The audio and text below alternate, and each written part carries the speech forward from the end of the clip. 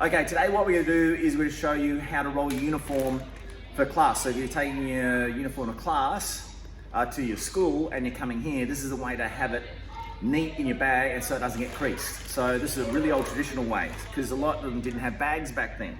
So we're going to use a new uniform today to show you. So first we're going to show you the pants. So what we do with the pants, we're going to lay them out. And what we're just going to do is we're just going to fold it in half. And pull it out and flatten it. With the top, we'll just space out because, again, this is a new uniform. So all we're going to do with the new uniform is we're just going to put the arms in and we're going to fold that one in half and then in half again. So you can see they're the same sort of width.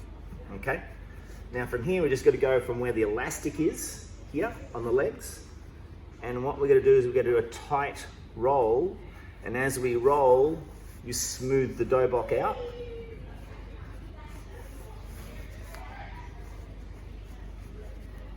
like that, and you can see it's a lot smaller than what it was before when it was folded out. I just put my knee on it. I've got the belt. The middle of the belt's got to go in it here. And all we got to do then is wrap the belt around.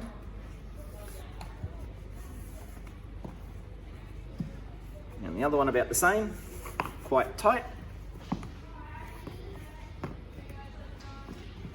Then you got to tie one. And then you tie another. And that's how you carry it. That's the old traditional way.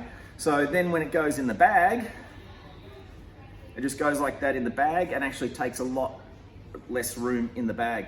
Actually, if you did your luggage like that, if you go overseas, you roll it, you'll find a lot less creases in your clothes when you unpack them. That's today's tip.